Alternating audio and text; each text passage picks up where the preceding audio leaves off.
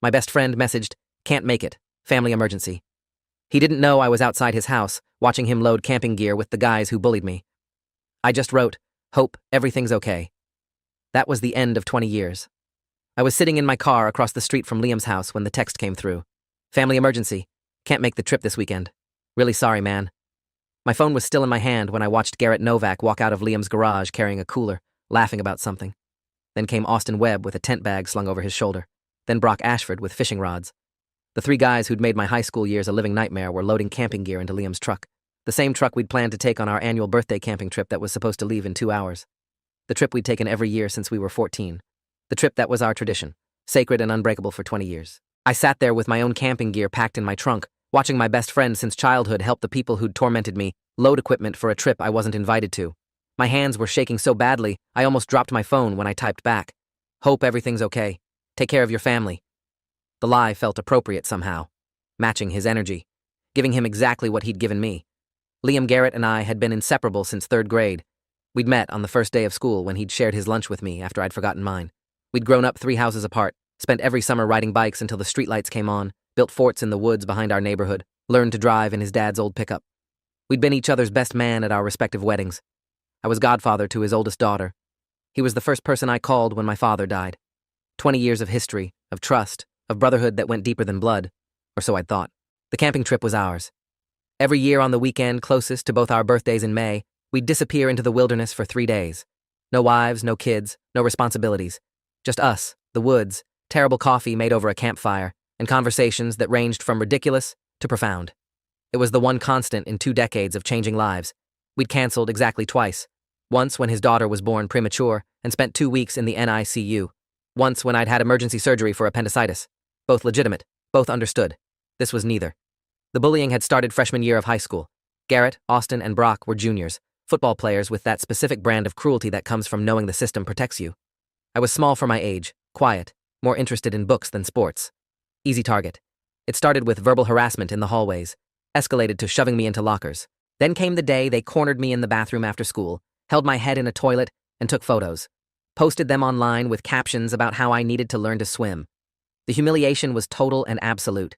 I'd begged my parents to let me transfer schools. They'd talked to the principal, who'd done nothing because the boys' fathers were boosters, who donated heavily to the athletics program. Liam had been there through all of it. He'd walked with me in the hallways, sat with me at lunch, made sure I was never alone where they could corner me again. He'd gotten into a fight with Garrett once, defending me, and taken a suspension for it.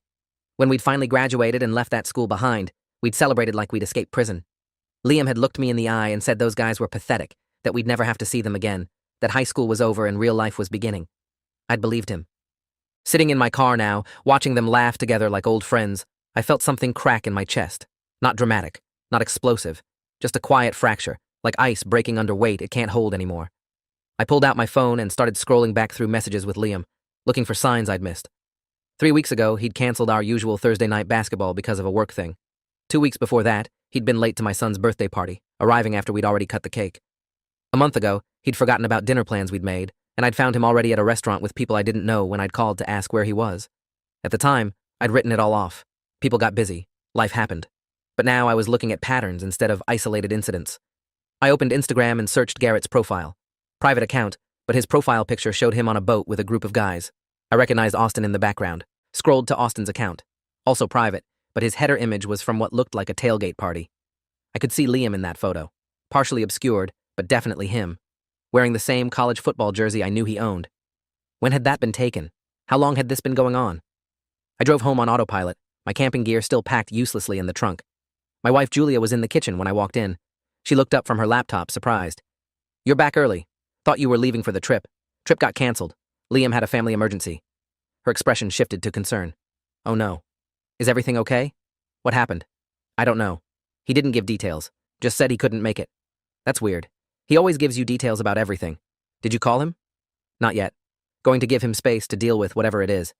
I could hear how hollow my voice sounded, how the lie sat wrong even as I told it. Julia knew me too well. She set down her coffee cup and studied my face. "What's really going on?" I told her. Watched her expression move from confusion to anger to something that looked like pity. "That doesn't make sense," she said finally. "Why would he do that? Why would he lie to you about this?" "I don't know, but I'm going to find out." She came over and hugged me, and I stood there in our kitchen feeling like the ground had shifted beneath me, and I couldn't quite get my balance back. I spent the rest of that day doing what I'd learned to do well over the years: research, documentation, evidence gathering. I was a forensic accountant by trade, spent my days tracing financial irregularities and building cases from patterns in numbers. I knew how to find truth in data. I pulled up our shared photo albums from the last year, started cataloging every time Liam had been mysteriously busy or had canceled plans, cross-referenced those dates with social media activity I could access through mutual friends, found a photo from 8 months ago at a charity golf tournament. Liam in a foursome with Garrett, Austin, and some guy I didn't recognize. The event had been on a Saturday when he'd told me he was helping his brother-in-law move. Found another from 6 months back, a group shot at a brewery. Liam front and center with Brock's arm around his shoulders. That had been the night of our anniversary dinner when Liam had been supposed to watch our kids but canceled last minute, forcing us to bring them along. I made a spreadsheet. Dates, stated reasons for cancellations or absences, actual locations based on evidence. The pattern was undeniable. He'd been lying to me for at least a year, possibly longer. If you are enjoying this story already, please subscribe to see more stories like this. Sunday night, I texted him, "How's your family? Hope the emergency is resolved." The response came 3 hours later. "All good now. Thanks for understanding, man. Really appreciate it. Sorry to bail on our trip. We'll reschedule soon." I stared at that message for a long time. The ease of the lie, the casual dismissal of our tradition, the complete lack of guilt in his words. I wanted to call him out right there, wanted to text back that I knew exactly where he'd been and who he'd been with. But something stopped me, the same instinct that made me good at my job. Don't show your hand until you have the full picture. Don't confront until you have irrefutable evidence. I needed to know how deep this went. Needed to understand not just what he was doing, but why. Monday morning, I called in sick to work. First time I'd done that in 6 years when I wasn't actually ill. Instead, I drove to a small private investigation firm that a colleague had once recommended. The office was in a converted house in an older part of town, and the receptionist looked like she'd seen every kind of human mess there was. "I need to hire someone," I told her, "to follow my best friend and document where he goes and who he's with." The investigator's name was Marcus Holloway, 40-something with tired eyes and the kind of face that you'd forget in a crowd. Exactly the kind of person you'd want tailing someone without being noticed. He listened to my story without interrupting, taking notes on a yellow legal pad. When I finished, he leaned back in his chair. "You understand this might not give you the answers you want. Sometimes the truth is worse than the uncertainty." "I understand. I need to know anyway." He nodded. "Full surveillance package runs about $1,500 a day. I can give you a week's worth of coverage for $9,000. Photos, videos, detailed logs of movements, locations, and interactions, all time-stamped and court-admissible if needed." I swallowed hard at the cost, but pulled out my credit card. "Do it." He took my information, had me sign some paperwork, and assured me he'd start immediately. I gave him Liam's address, his work location, his vehicle description, and his schedule as far as I knew it. Then I went home and waited. The waiting was worse than anything else, worse than the initial betrayal, worse than seeing him with my bullies, just sitting with the knowledge that I was investigating my best friend like he was a suspect in a case. Julia asked if I was okay at least 6 times that week. I kept saying yes while feeling like I was coming apart at the seams. Marcus called me on Friday afternoon. "I've got comprehensive documentation. You want to meet at my office or somewhere neutral?" "Somewhere neutral." I gave him the address of a coffee shop halfway across town, somewhere I'd never been with Liam, somewhere that felt disconnected from my regular life. He arrived with a manila folder thick enough to be a novel, sat down across from me and pushed it over without preamble. "It's all in there. Timeline, photos, video files on a USB drive." He paused. "For what it's worth, I'm sorry." That phrase was becoming way too familiar. I opened the folder. The first photo showed Liam and Garrett having lunch at an upscale steakhouse downtown, laughing, looking comfortable. The timestamp showed it was from last Wednesday at noon, during a time Liam had told me he was in a budget meeting that ran long. Next photo, Liam, Garrett, Austin, and Brock at a driving range, all 4 of them mid-swing, clearly having spent hours there. The timestamp was from the previous Saturday morning, when Liam had told his wife he was playing solo golf to clear his head. I flipped through more. Liam at a bar with them on a Thursday night, at a basketball game with them, at what looked like someone's backyard barbecue, surrounded by people I didn't recognize, with his arm around Garrett like they were brothers. The documentation in the folder was meticulous. Marcus had logged every location, every interaction, every moment. Monday lunch with Garrett at a restaurant neither of us had ever been to. Wednesday evening drinks with Austin and 3 other men at a sports bar. Thursday afternoon at Brock's real estate office for what the caption noted as a 2-hour visit. Friday night at a poker game at someone's house where all 3 of my former bullies were present. The detail that destroyed me was in the notes from Wednesday. Subject was observed laughing while Garrett appeared to be telling a story. At one point, Garrett made a gesture mimicking someone being shoved, and subject laughed harder.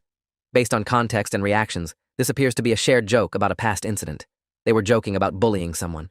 Maybe about bullying me. The thought made my stomach turn. I closed the folder and looked at Marcus. Did you get audio on any of this? Some. It's on the drive. Most of it's ambient noise from restaurants and bars, but there are a few clear conversations. Do I want to hear them? That's up to you. But if you're going to confront him, you'll want all the information first. I took the USB drive home and waited until Julia put the kids to bed. Then I sat in my home office with headphones on and started playing the audio files. Most were exactly what Marcus had described. Background noise, unintelligible conversations, nothing useful.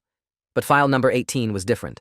Clear audio from what sounded like a quiet bar or restaurant. Garrett's voice, unmistakable even after all these years. So when are you going to tell him? Liam's response made my blood run cold. Tell him what? That we're friends now? Come on, man. You know how he'd react. He'd lose his mind.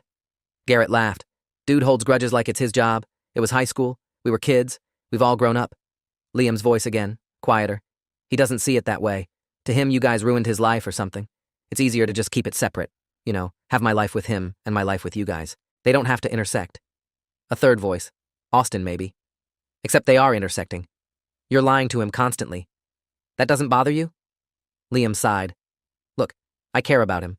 He's been my best friend forever. But you guys are fun. He's intense. Everything's meaningful and serious. Sometimes I just want to relax and not analyze every conversation to death. With you guys, I can just be. Garrett's voice, sympathetic now. So what's the end game? You keep lying forever? Until he figures it out, I guess. Or until I don't care anymore.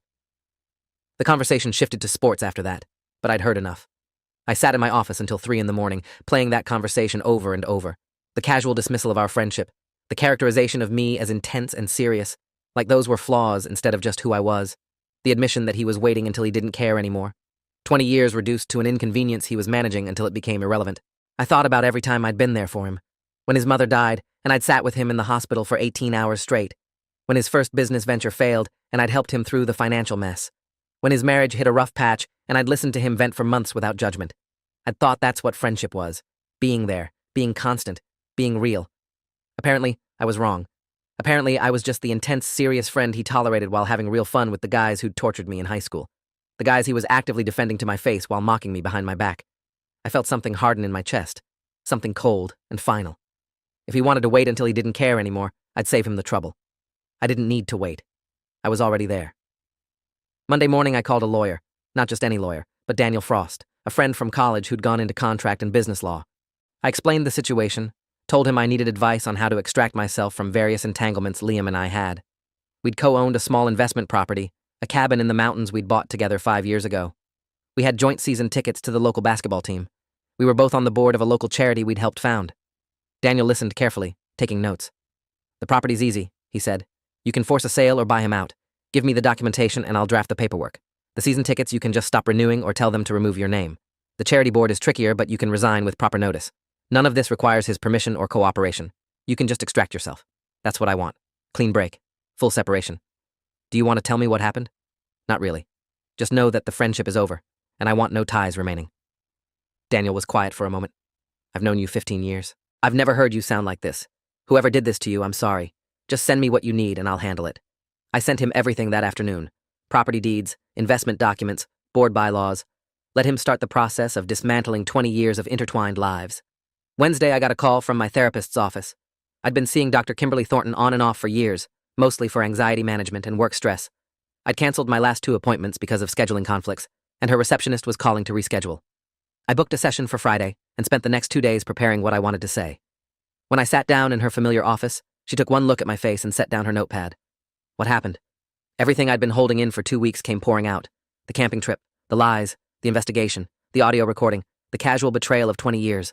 She listened without interrupting, her expression neutral and professional, until I finished. Then she leaned forward slightly. How are you feeling right now? Angry, hurt, stupid for not seeing it sooner. All valid feelings. What do you want to do about this situation? I want to confront him. I want him to know that I know. I want consequences. She nodded slowly. Confrontation can be healthy if done properly, but you need to be clear about what you hope to gain from it. Are you looking for an apology? An explanation? Closure? Justice? I want him to face what he's done. Want him to have to own it publicly. Want everyone who knows us to understand who he really is. Dr. Thornton had a way of cutting through emotional noise to get to core truths. She looked at me evenly. That's revenge, not justice. And revenge rarely gives you what you think it will. I sat with that for a moment. Maybe. But doing nothing feels like letting him win. He's already won if he's cost you your peace of mind. The question is whether confrontation will restore that peace or just prolong the pain. We spent the rest of the session working through my options. I could confront him privately, just the two of us, and end things quietly. I could confront him with witnesses, make it official and documented. I could expose him publicly, send the evidence to mutual friends, and let his reputation collapse. Or I could ghost him entirely, let the silence speak for itself while I rebuilt my life without him in it.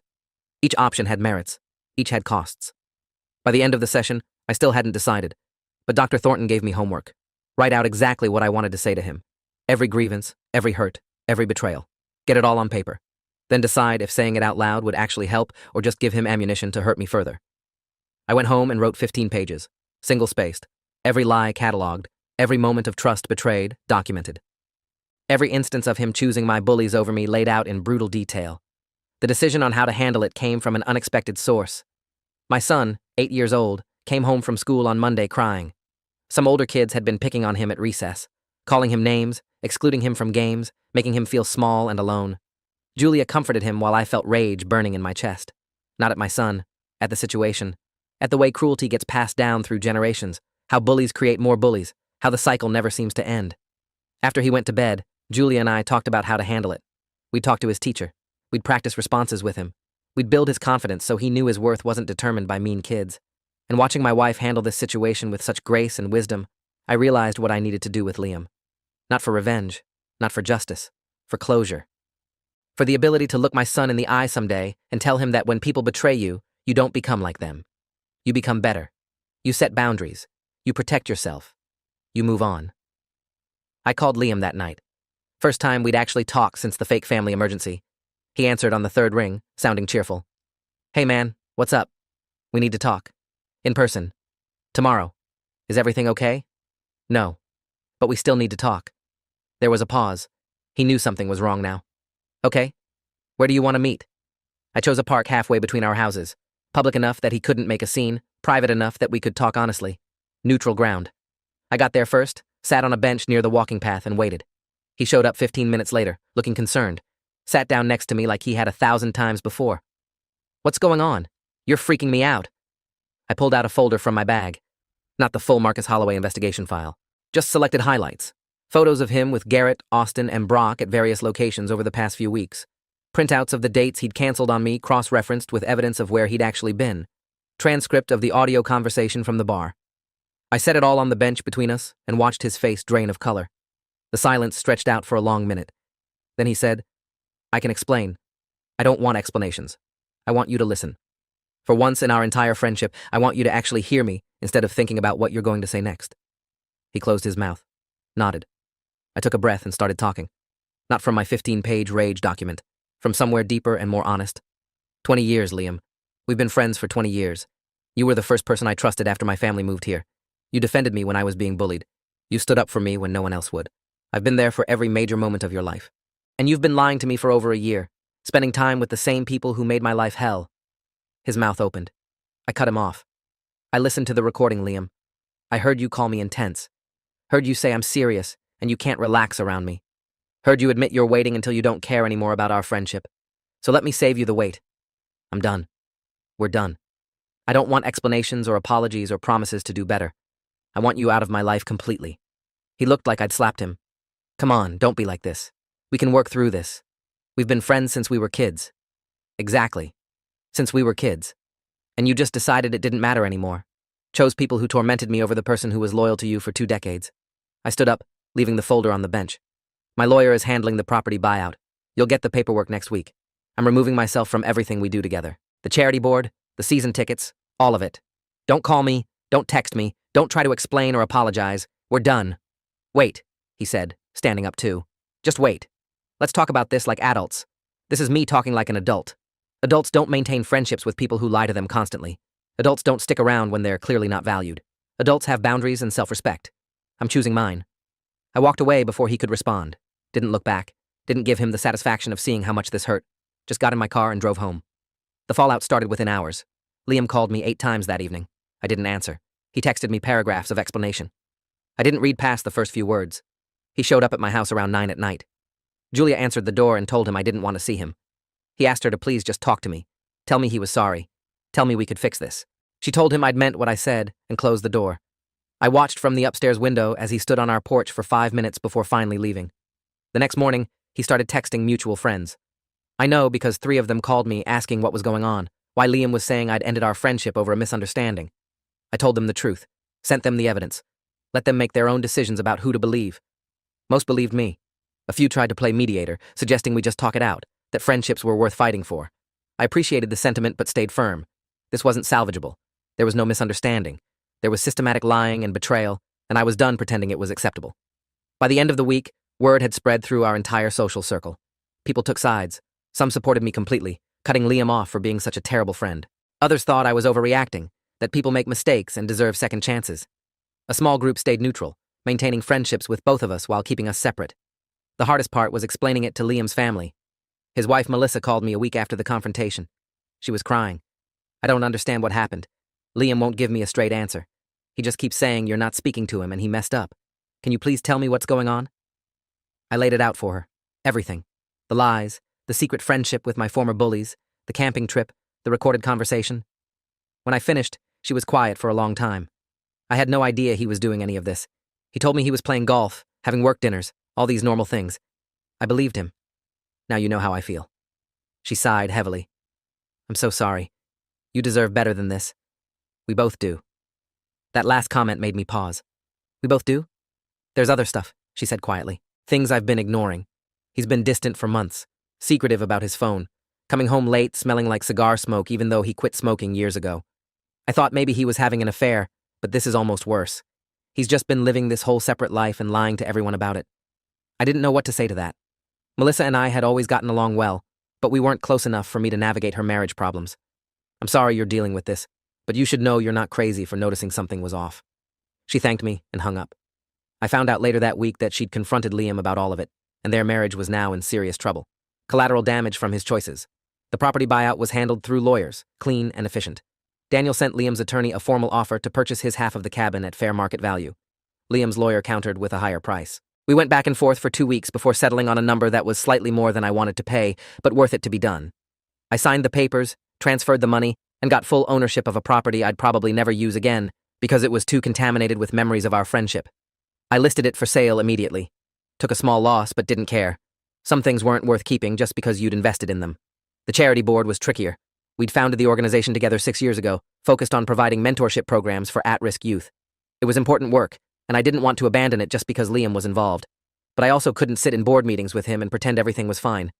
I ended up having a private conversation with the board chair, Eleanor Hughes, a retired social worker who'd been instrumental in growing the organization. I explained the situation without going into excessive detail. Personal issues had made it impossible for Liam and I to continue working together, and one of us needed to step down. I was willing to be that person if it was best for the organization. If this story keeps your interest, please subscribe to get more stories like this. Eleanor listened with the kind of patience that comes from decades of dealing with human drama. Then she surprised me. Liam's already submitted his resignation. Did it 3 days ago? Said he had conflicts that made it difficult to continue serving? I think he knew you weren't going to step down and made the choice for you. I didn't know how to feel about that. Relief? Resentment that he got to frame it as his choice? Sadness that we'd built something good together and now he was just gone from it? All of the above, probably. Eleanor continued. I don't know what happened between you two, and I don't need to know. But I will say this. The work we do here matters more than personal conflicts. If you can still be effective on this board, I want you to stay. If being here is going to cause you pain or distraction, you should step down with no judgment. I thought about it for a few days, talked it through with Dr. Thornton in our next session, ultimately decided to stay. The kids in our mentorship program needed advocates, and I wasn't going to let them suffer because of my personal issues. But it meant reorganizing my entire understanding of that part of my life. The organization wasn't ours anymore. It was just mine. One more piece of our friendship carved up and divided. 3 months after the confrontation, I ran into Garrett at a client's office. I was there for an audit consultation. He was there for some kind of real estate transaction. We saw each other in the lobby and both froze. The last time I'd seen him, he'd been loading camping gear into Liam's truck. The last time we'd actually interacted, I'd been a terrified teenager, and he'd been holding my head underwater while his friends laughed. Now we were adults in business casual, standing in a corporate lobby, having to navigate the same space. He looked uncomfortable. Started to say something, then thought better of it, then apparently decided to commit. Look, I know you probably don't want to hear from me, but I wanted to say I'm sorry. For high school. For being a complete asshole. For everything. I looked at him. Really looked. Saw a guy in his late 30s with thinning hair and a wedding ring, carrying a leather portfolio and trying to navigate an awkward encounter with someone he'd tormented as a kid. I could have accepted his apology, could have been gracious and moved on. Instead, I said what I actually felt. You don't get to apologize your way out of what you did.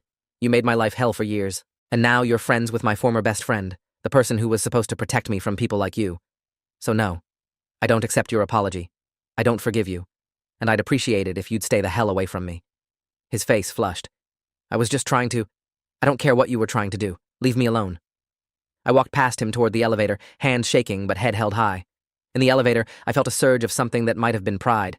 I'd stood up for myself, hadn't let him dictate the terms of our interaction, hadn't let guilt or social pressure force me to accept an apology I didn't want. It felt good, felt like reclaiming something. That night I told Julia about it, and she hugged me tight. I'm proud of you, she said, for setting boundaries, for not letting him off the hook just because time has passed. Some things don't deserve forgiveness. I'd been afraid she'd think I was being too harsh, too unforgiving. But she understood. She'd seen what the bullying had done to me back then, had helped me work through the lingering anxiety and self-doubt that had followed me into adulthood. She knew those scars didn't heal just because the people who'd caused them decided they were sorry. The encounter with Garrett made me realize something else. Liam's friendship with them wasn't just about him wanting to have fun or relax. It was about him choosing people who'd actively hurt me. That wasn't neutral. That was a statement. That was him saying my pain mattered less than his comfort, and I was done making excuses for it. 6 months after everything ended, I started noticing changes in my life. Spaces where Liam used to be had filled with other things, other people, other routines. The Thursday basketball games I used to play with him became Thursday gym sessions, where I focused on my health instead of social obligations. The weekend camping trips became weekend family time, where I took my kids hiking and taught them about nature. The constant text thread that had been active daily for years went silent, and I stopped reaching for my phone expecting messages from him. I made new friends through work, through my kids' activities, through the charity board. People who didn't know Liam, who had no context for our history, who just knew me as I was now. It was refreshing, liberating even. I'd been afraid that losing a 20-year friendship would leave this gaping hole in my life, but instead it created space for things that actually served me. Julia noticed the change. You seem lighter, she said one Saturday morning as we made breakfast together. Like you've been carrying something heavy and finally put it down. I have. 20 years of trying to maintain a friendship that was one-sided, of making excuses for someone who didn't value me the way I valued him. I'm done carrying that. She smiled. Good. You deserve better. The legal and financial separation was complete by month 7. I owned the cabin outright, had sold it, and put the money into my kids' college funds. The season tickets were split. The charity board was running smoothly without Liam's involvement. Every shared obligation or connection had been severed. We had mutual friends who sometimes posted photos that included him, and I'd trained myself to scroll past without feeling anything. He was becoming what he should have always been, just someone I used to know. One of those mutual friends, David Reeves, pulled me aside at a barbecue that summer. I've been friends with both of you for 15 years, he said. I'm not taking sides, but I want you to know I think you did the right thing. What Liam did was inexcusable. I appreciate that. David hesitated. He's not doing well. I thought you should know. Lost a bunch of weight. Melissa's making him go to therapy. He talks about you sometimes, about how much he regrets everything. I felt nothing hearing that.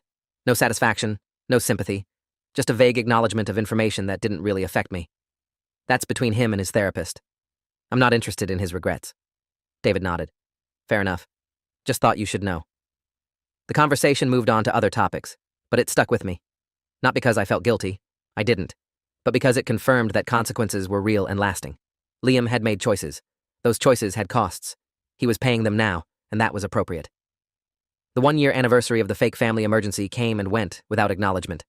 I didn't mark it. Didn't think about it until Julia mentioned it offhand. Wasn't this weekend supposed to be your camping trip with Liam? I paused, genuinely having to think about it. Oh. Yeah. I guess it was. You really have moved on, haven't you? Yeah. I really have. That evening I took my son fishing at a local lake. Just the two of us, teaching him how to cast and talking about everything and nothing. At one point he asked if I missed my old friend. I thought about how to answer honestly without burdening him with adult complications. Sometimes I miss the friend I thought he was.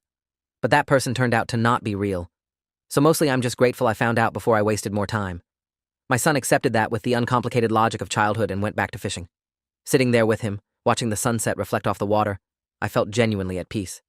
This was better than any camping trip with Liam had ever been. This was real. This mattered. This was my life now, built on authentic connections instead of obligatory history. 14 months after everything ended, I got a letter from Liam. It came through postal mail, handwritten, 8 pages long. I almost threw it away without reading it, but curiosity got the better of me. The letter was an apology.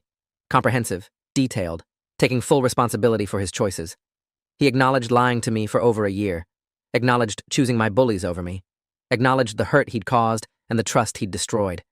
He said he'd been in therapy for 9 months, working through why he'd made such destructive choices. His therapist had helped him understand that he'd been dealing with his own insecurities and fears, had been trying to recapture some version of high school success by befriending the popular kids even as an adult. He recognized how pathetic that sounded.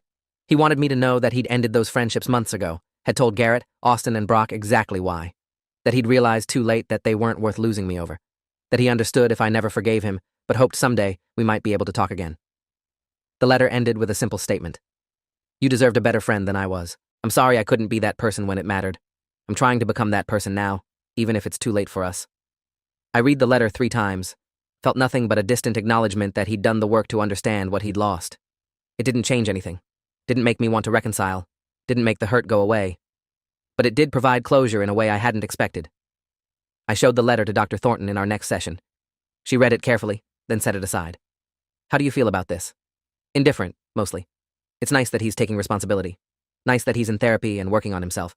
But it doesn't change what happened or make me want him back in my life. That's a healthy response. A year ago, would you have felt differently? Probably. A year ago, I was still angry, still processing the betrayal. Now I've just moved on. He's someone I used to know who made bad choices. I hope he becomes better for the people currently in his life, but I'm not one of those people anymore. Dr. Thornton smiled. That's growth. That's you protecting your peace while acknowledging his humanity. That's healthy closure. I went home and wrote a brief response. Just 3 paragraphs. I acknowledged receiving his letter, acknowledged that I appreciated him taking responsibility, made clear that I had no interest in reconciliation or renewed friendship, wished him well in his therapy and personal growth, signed it and mailed it. That was closure. That was the end. Not dramatic, not vengeful, just final. He'd sent his apology into the void, and I'd acknowledged it without accepting it. We were even. We were done. The story was over. 2 years after everything ended, my life looked completely different. I'd been promoted at work, was leading a team of analysts on major fraud investigations. My marriage was stronger than ever, built on the foundation of Julia's unwavering support through the hardest period of my life. My kids were thriving, confident and happy, and surrounded by genuine relationships. The charity board had expanded our mentorship programs to 3 new schools. I'd developed close friendships with people who valued me, who showed up when they said they would, who didn't lie or betray trust. I'd learned to recognize red flags earlier, to trust my instincts, to prioritize my peace over maintaining relationships that didn't serve me. I occasionally saw updates about Liam through mutual friends' social media. He and Melissa had separated, were trying to work things out through couples therapy. He'd changed jobs, was working for a smaller firm with less stress. He'd apparently completely cut off Garrett, Austin, and Brock after what happened between us. Part of me wondered if that was genuine growth or just him trying to prove something. Didn't matter either way. His journey was his own. Mine was separate and better for it. I never regretted ending the friendship. Never looked back and wished I'd given him another chance. Some betrayals were too fundamental, too complete. 20 years of history didn't obligate me to accept 20 more years of lies. The camping gear I'd packed that day 2 years ago was still in my garage, untouched. I finally pulled it out one weekend and took inventory, replaced what was worn, donated what I didn't need, reorganized what I'd keep. Then I planned a solo camping trip. 3 days in the wilderness, just me and my thoughts and the work I'd done to rebuild myself. I set up camp at a site Liam and I had never been to, built a fire, cooked simple food, and sat under stars that felt brighter without the weight of betrayal hanging over me. On the second night, I thought about that moment outside his house, watching him load gear with my bullies, the way my hands had shaken when I'd typed that response. Hope everything's okay. The lie that had mirrored his. The moment I'd decided I was done. Everything that had happened since then, all the pain and growth and change, had started with that decision to value myself enough to walk away. I'd survived the loss of a 20-year friendship, had thrived even, had learned that some people are in your life for a season, and when that season ends, holding on only causes damage.